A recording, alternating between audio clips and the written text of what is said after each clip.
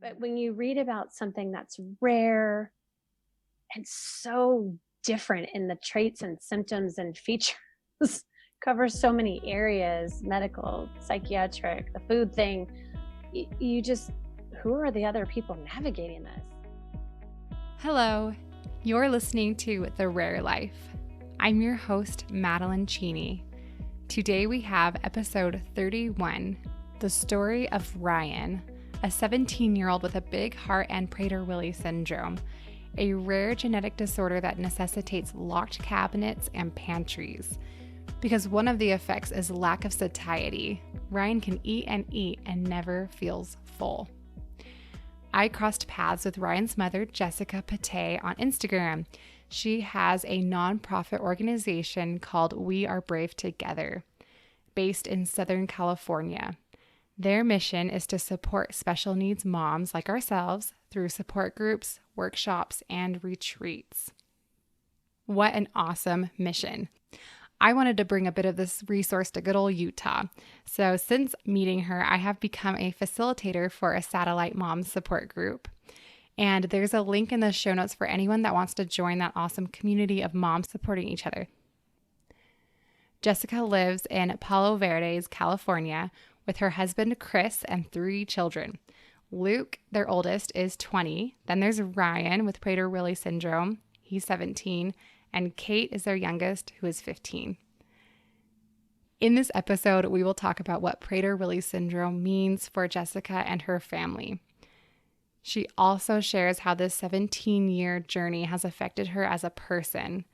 And we talk about the help that therapy is in working through all the emotions and grief that goes along with being a special needs parent. I invite you to consider during the episode whether therapy might help you through your journey, as it has for Jessica and me.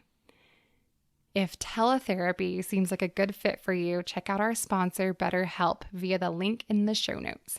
They provide licensed counseling in a more accessible and affordable form than traditional counseling if that's not an option for you.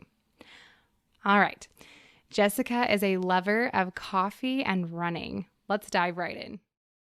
Hi, Jessica. Welcome to the show. Hi, Madeline. Thanks for having me. Yeah, I'm so happy to have you on. This has been a long time coming. So I would love to start out with a little glimpse at who Ryan is and his diagnosis and what that means for your family. Well, Ryan is 17 and a half plus, which I can't even believe. His diagnosis is Prader Willi syndrome, and he was diagnosed at 5 weeks of age. So we have Wow.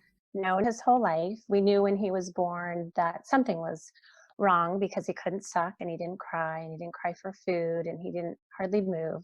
Oh, wow. And we spent a month in the hospital not knowing what was wrong.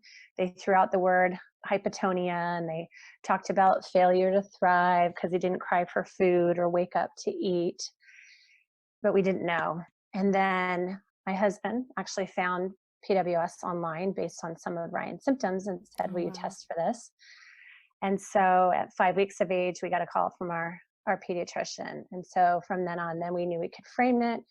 And we just jumped right into the organizations that support families here in California and nationally. So when you read about it, um, it's scary because you read about this part that kicks in childhood called hyperphagia, Mm. which is a food obsessed behavior. Kids Mm. and adults with PWS don't have satiety signals. So their brain Wow. and their body does not tell them that they've had any food. And Mm. that feature colliding with, underlying obsessiveness and anxiety leads to this food obsession. So it Wow. hits in childhood. For us, it's been a slow burn. We didn't have to lock up our kitchen until Ryan was 13. A lot of families have to do it Mm. before that. It is a Wow. spectrum disorder. It's a rare genetic, medically complex disorder. And it's a spectrum. So the food drive affects kids differently. Huh. And at 16, we had to become very vigilant, like have it locked at all times, the fridge and the pantry, and don't walk away with Mm. it open, because he'll find that opportunity when you go to the bathroom to grab something. So Wow. we are vigilantly on, and that's just one piece of the puzzle. But when you read about PWS, when your child is diagnosed, that is what is scary. It's Yeah. life threatening. He will Wow. always have to be watched his whole Because life, is that because they could just eat themselves to death? to an emergency situation. Yes, yes, Wow. yes. Tear their stomach lining. Yes. Wow. And kids also choke easily because they inhale their food and they don't have a gag reflex. Oh my And gosh. so choking is also a hazard. So we watch Ryan when he eats, remind him to slow down and to not overstuff. Wow. It's a double whammy with the It obsession with food is. and that. It is. And most kids have low metabolism, because that's part of when you have low muscle tone, you have less muscle. So you have Oh, less muscle right. to burn everything off. So Wow. it's, when you said double whammy, that's what triggered this thought, Hmm. is that they have to be on a calorie restricted diet and they're hungry all the time, or they're perceived to be hungry all the time. Wow. That sounds like torture. Torture, right? For Yeah. Ryan, we're careful, but we don't count calories. And he's very thin and he has high metabolism for Oh, whatever reason. wow. Genetics, maybe, who knows? Yeah. But I always say it could change. It could change. So we're Yeah. better off just being careful rather Hmm. than taking complete license with it, you know? Yeah. Yeah. What you're really dealing with first is the milestones. And when you have low muscle tone, all milestones are delayed. So Right. sitting, moving, walking, talking. Certainly, feeding was a big part of his OT therapy, Yeah. occupational therapy. It took him a year to be able to get off his feeding tube and to be able to take a bottle without needing the tube. That's so interesting to me because Kimball also has hypotonia, but he also has airway issues. So we always thought the reason he couldn't feed by mouth was because of his airway issues. So I'm sure that contributed. But I was watching him thinking, I think he's just fatiguing. We have a lot of those things too. He had a feeding tube and then a lot of therapy to help him just reach basic milestones that you take for granted, with typically developing children. Absolutely. So I can relate with that. Absolutely. Yes. And then, when Kate came along after Ryan, and everything's like boom, boom, boom, boom, and just happens, you're like, wow, it just happens. I mean, Magic. I had a kid before Ryan too, but then the Uh-huh. experience after Ryan was, wow, it just naturally happens on its own. You Yeah. know, yeah, Really is a miracle. It's amazing. it really is. And it makes you just appreciate all of that, right? Yeah. Totally. Yeah. Totally. Yeah. So I always say there's no cocktail party answer to explain PWS. There's a Hmm. lot of aspects to it: academic delays, intellectual disability, Hmm. motor planning issues, speech and articulation, and a lot of anxiety and behaviors as well. So I would say the anxiety and behaviors are harder than the food drive in our situation. Right. Right. That makes sense. How do his various symptoms affect your family as a whole? I would say that we alter things that we otherwise would do as a typical family. We don't go out to restaurants. For about Mm. the last 4 years, we don't take family trips together. Oh, And wow. we avoid parties as a Mm. family. We get a sitter for Ryan many Yeah. times because there's food out everywhere. Yeah. And that just shoots up his anxiety. And you just have to watch him and then battle with him. It's not worth it. It's not worth it because it's torture for Hmm. him. Yeah. And then one of us has to spend the whole time watching him and negotiating. So Totally. so we just avoid those. And living with anxiety and behaviors can be traumatic at times, and it has been for all of us. Yeah, that So totally makes sense. yeah, yeah, I feel like we still walk on eggshells to an extent, even with all the training that Chris and I have been through with behaviorists and Prader Willi syndrome specific behavior training. You still don't know sometimes what might. I mean, we know triggers, but what one day might not be a trigger, the next day could be a trigger. And so I feel like our family walks on eggshells a little bit. Yeah, that sounds really hard. So tell me about a time when he's been triggered and that's been hard for you guys as a family. Um, so the last time we tried a family trip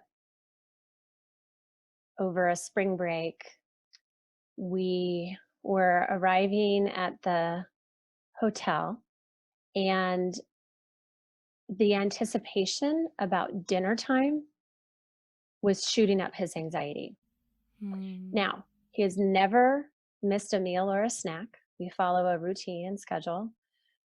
We've never said, "Oh, Ryan, you'll be fine. We're going to eat dinner really late, but you'll be fine." Or, "Oops, I forgot a snack. You'll be fine." Mm-hmm. We've never, his whole life, ever done that. Oh, We wow. always plan ahead and think ahead. And so his anxiety was as if he was not going to get fed. It's like he did not trust we were going to eat.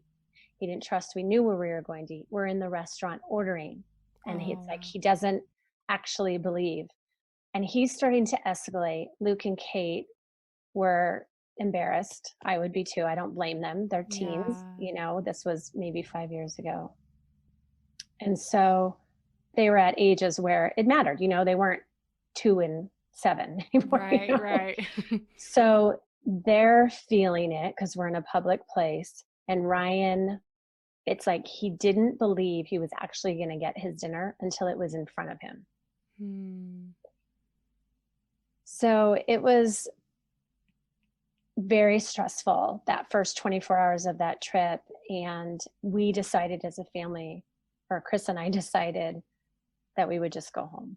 We had more to Oh. the trip planned. We were going to Hmm. see dear friends, but I felt like we needed to do that for Luke and Kate. I felt like we needed to validate their feelings, and they just wanted to go home. Oh, wow. So we went home. And I know in some ways it felt like we failed, like we had this great family trip. We were going to see dear friends, and we just had to surrender.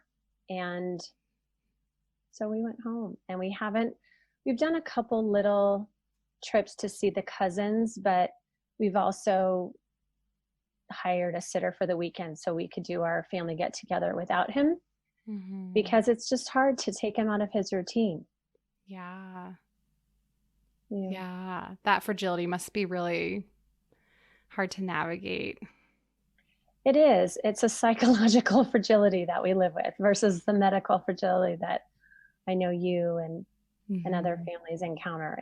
I always say it's Right. psychological warfare over here. Yeah. Yeah, totally. Totally. Totally. Okay. So if you could go back in time and give your younger self who had just had his diagnosis and was in the throes of the first few years, if you could give yourself a pep talk, what would you say to younger Jessica? I love this question. I would say you're going to be fine. You are so much stronger than you think. And you will get to the place of being grateful, even though it's really hard. Hmm. And I would say, make sure you all go to family therapy, Oh, because it's not something that we did as a family. Chris and I have gone certainly on our own. hmm. But we didn't as a family with Luke and Kate. And I do regret that, not in a weird, like I'm holding on to regret, but I just think Hmm. it's valuable. There's so many dynamics that go on when you have a special needs sibling and life is altered. And to have that safe space created where kids could talk about it before they don't want to talk about it, Hmm. and introducing therapy before, kids get to an age where like, no, I'm not going. Um, Yeah. I just think there's a lot to learn. And I mean, I've said this to my kids through the years, like your voice in the family matters, even though Ryan takes up a lot of energy and Yeah. his Yeah. voice is loud. You still have a voice, but I think family therapy might have helped that. But who knows? Yeah. Hindsight's 2020. Yeah. Yeah, I really like that. So like when you say family therapy, are you picturing like all of you guys going in together with a therapist there working through it with all of you, or is Not that what with you Ryan though. Not with Oh, Ryan. right. Just the four of us. Right. Hmm. Yeah, I really like that. That's really cool. Thanks. Um Before you had Ryan, just looking at your life pre-Ryan, did you have any kind of inkling that you would end up being a special needs mom? Hmm. I didn't, although I studied psychology, which I think is interesting. Yeah. And I learned a lot. Um, the jobs, internships that I had in college after college. And then I ended up working in psychiatric clinical trials. So, clinical drug Mm, trials for medications for depression, anxiety, bipolar interesting. disorder, schizophrenia. And I'll never forget the first time I sat in a psychiatrist's office with Ryan for him. And it was a Mm, full circle moment. yeah. And I remember after the appointment texting my old boss, who I'm still friends with, and I said, well, I just had a really interesting experience. It was a very full circle moment sitting in a psychiatrist's office for my son, Ryan. So I Mm, think having that background certainly helps, but it's not something I ever had any kind of premonition or idea that it would even come into my world. I yeah. really didn't. I really didn't have any fears in my pregnancies and what ifs. I Hmm. really didn't. Yeah. Do you remember what you thought of special needs parents before you became one? My only connection, my best friend, Amy, we've been best friends since college. We were roommates our senior year. We were psych majors together. Oh. And she had two girls at the time were maybe 7 and 6 when Ryan was born, maybe a little older. And both of them were on the spectrum, but very different. Oh, okay. So that was she was my only friend with a special needs child. That was Oh, my only wow. exposure, but I'm so glad I had her because she's been my hero and my mentor and faithful support this whole journey. Yeah, that's so cool. So I didn't have, I mean, when we heard about PWS and you read about it and you're, Mhm. this is crazy. This is crazy. And we went to our Mm, first support group when Ryan was 2 months old, put on by the Prader Willi California Foundation. And it mm. was local. We were so fortunate that it Yeah, was that is so local to cool. us. Yeah. And we walked in and we saw these people that just kind of looked like us. You know, we didn't see anybody Mhm. weird. We didn't see anybody, like, and we became friends with a lot of those people in that room that we're still friends with to this day. Mm, But when you read about something that's rare and so different in the traits and symptoms and features, covers so many areas, medical, psychiatric, the food thing, mhm. you just, who are the other people navigating this? And then you find your tribe and you're like, it's going to be okay. Yeah. Yeah, I've had a similar moment too. I'm just looking around at other parents who were also in the NICU when Kimball was, and I was like, they're just totally normal people that got plucked out of the gene pool that has this to deal with too. And I think it's kind of empowering because we're all just in this together trying to figure it out. And We are. um, so your nonprofit organization, We Are Brave Together, has an amazing mission, which I totally can get behind, giving special needs moms support and community. Tell me what inspired you to take action in creating that. Well, by personality, I, just and habit and passion, I love my girlfriends. They've always been my family. I've always been connected to community and benefited from women in my life who were loving and supportive and challenging and inspiring and um, just lovely. And I had really positive experiences and felt strongly that women have so much to offer each other when they leave behind comparison and cattiness or competition. Mhm. That what I like to say is that the intersection of our lives is a gift, and we can really empower each other and really support each other and encourage each other. And so, having that passion, my best friend Kimberly and I started doing these fluffy girlfriends retreats in different cities, invite friends and friends of friends, invite a speaker, and Mm. kind of a mix between like a church retreat and a girls' weekend, you know? Yeah. And so we did that a few times and loved it. And we just turned to each other one day and said, where could we really meet a need? This is really fun, but where could we meet a need? And Mhm. we said we should put on retreats for special needs moms because who needs a weekend off? Yeah. Yes, more than us. moms, more than moms battling extreme caregiving, whatever that means, Yeah. right? For that family, for Mhm. that child. Um, so that's where the idea came out of. And I think too, I'd like to cite that because Chris and I had support all the way through. As soon as we got Ryan's diagnosis, we jumped in with the Prader Willi California Foundation and the national organization. We found our tribe in the Prader Willi world. And then when Mhm. Ryan went into the school district at age 3, we found our tribe there, special needs parents whose kids had different diagnoses. But we Mhm. had community and we had people to navigate with. And I wanted that for other moms, knowing Yeah. how stressful this journey is, knowing how complex and beautiful and brutal and, enlightening and exhausting and all of it that it is. I wanted other moms to have a tribe. I wanted other moms to have connection and community. I wanted other moms to be empowered by being around other moms in similar journeys.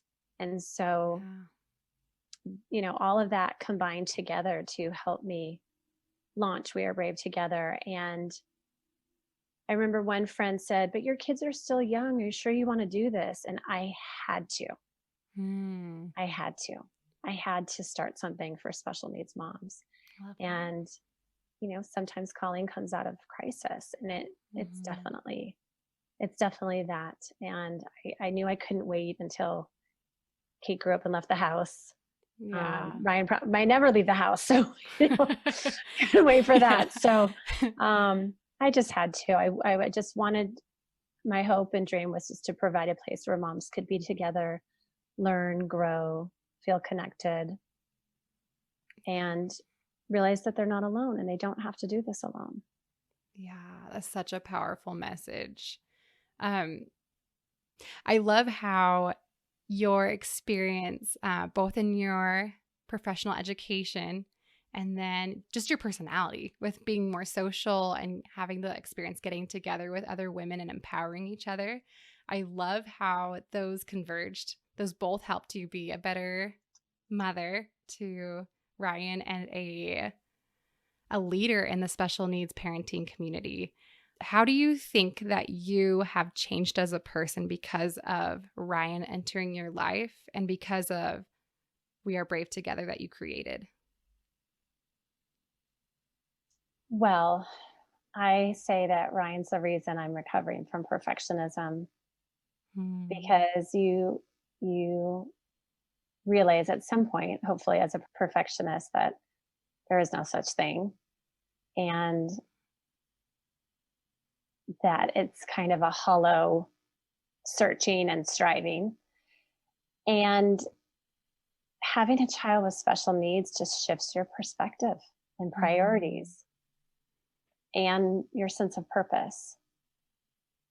So I am grateful that having Ryan has given me different perspective on what's important, and it's made me more compassionate. I would say our whole family is much more sensitive to others and sensitive to crisis because of everything that we've been through with Ryan and other losses. And I think my heart has just grown deeper and wider Hmm. because of Ryan and because of being in the world of special needs and because of all the different moms and families I've met and stories. that I've heard. Mm-hmm. I think we are brave. We all want to make sense out of our pain.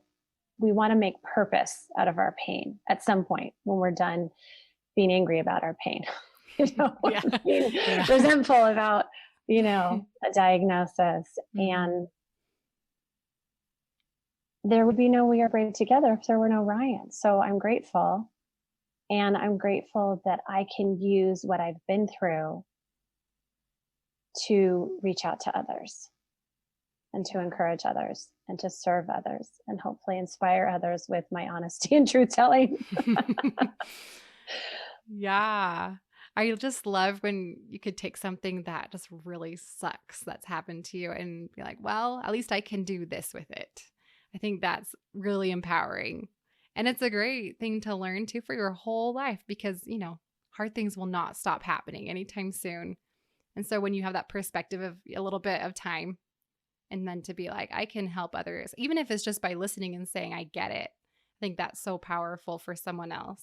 So I've been there when someone said, I get it. And there's nothing like that. I agree. Again, which is why we need the tribe of We Are Brave Together, whatever tribe of special needs moms that you're a part of, because we just need to be around other moms who get it. And they don't judge you for your feelings or if you're venting or if you're complaining, or no one's giving you the cliches because they've heard them all and they know that they don't help. Yeah. And so, they can sit with your pain because they know what it's like. Yeah. Yeah, I really love that. Have you found yourself grieving Brian's diagnosis and the life you thought you would have and the life you thought he would have? Yes, for sure. For sure. And I think, again, what led me into perfectionism was a very unique family story and wanting to create something perfect. And I had all these ideals going into marriage and motherhood and all these crazy expectations. And so then when you have a child with special needs and what you thought family life is going to look like comes crashing down, and it comes really crashing down if you're a perfectionist because you just have all these unrealistic expectations, unrealistic expectations about control. Yeah. What crisis teaches you is you can't control anything at all except your thoughts, your words, your actions, right? Or how we respond to crisis or hard things. And I definitely went through a long period of grieving, feeling resentful of friends who had healthy, normal children, feeling like this is so much harder and I've already been through hard things. Why do I have to go through more hard things? Yeah, I did totally. And you can get really stuck there. And I think I was.